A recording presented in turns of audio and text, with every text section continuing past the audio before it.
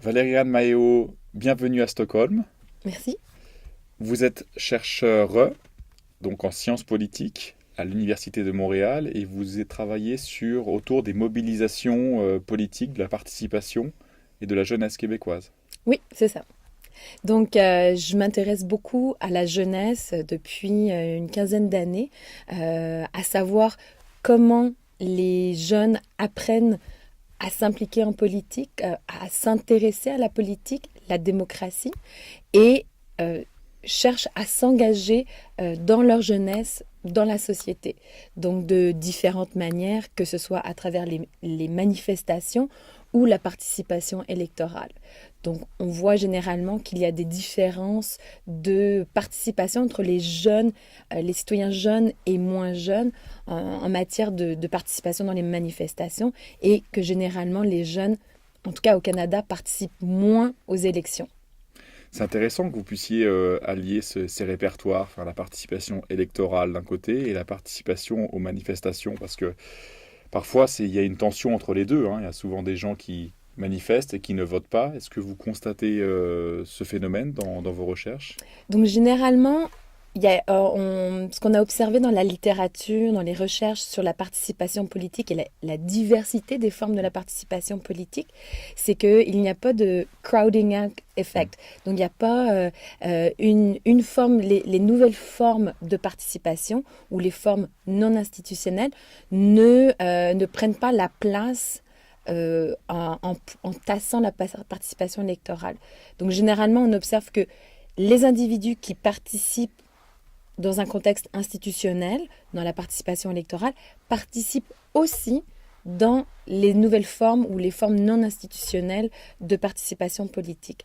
Par contre, on voit que dans ce qui est le cas des manifestations, les jeunes et toutes sortes de jeunes participent généralement plus, mais certains vont voter aussi. Ah, c'est intéressant, la participation non conventionnelle et la participation conventionnelle vont de pair en fait dans ce que vous dites. De manière générale, oui, quand même. Et on voit que les jeunes qui votent font aussi certaines actions comme les boycotts, les boycotts, signer des pétitions, être impliqués dans des organisations citoyennes, des comités sociaux, associations étudiantes.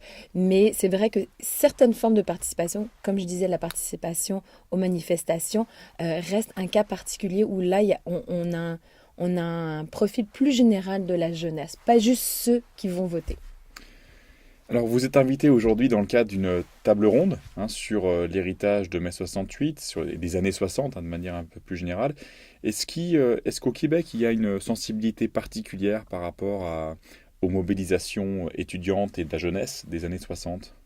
Mais c'est sûr que les années 60 au Québec ça a été un moment très très fort de Mm. l'histoire contemporaine, puisque ça a été la période de la Révolution tranquille.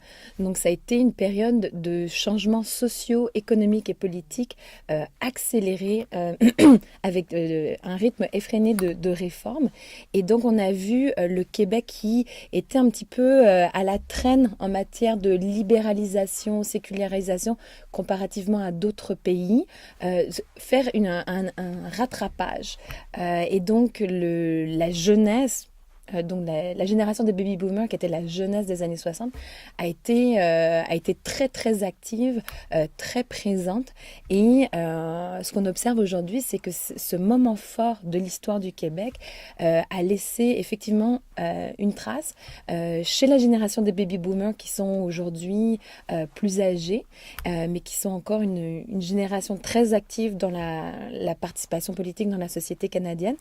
Et ils ont transféré, donc à travers l'éducation à leurs enfants et leurs petits-enfants, aussi cet intérêt par rapport à certaines causes, par rapport à certains angles de la société, notamment les droits des francophones ou la lutte des francophones, mais aussi de pousser un agenda plus social-démocrate avec des politiques plus progressistes.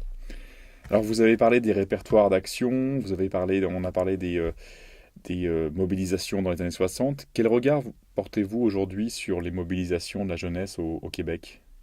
Donc la jeunesse québécoise est quand même très active, surtout par rapport à justement des enjeux qui touchent la social-démocratie.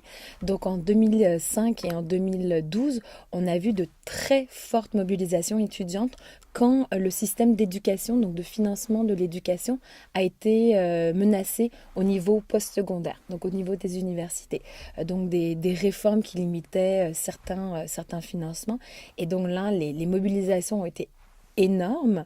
Mais ce qu'on a vu, c'est que ces mobilisations qui étaient initialement étudiantes, donc qui touchaient plus fortement la jeunesse, se sont élargies pour avoir une résonance auprès de beaucoup plus de gens dans la population, et notamment en 2012, relativement au droit d'expression et au droit de manifestation. Écoutez, merci beaucoup, Ariane. On vous souhaite bon courage dans la suite de vos recherches et à très bientôt. Merci beaucoup.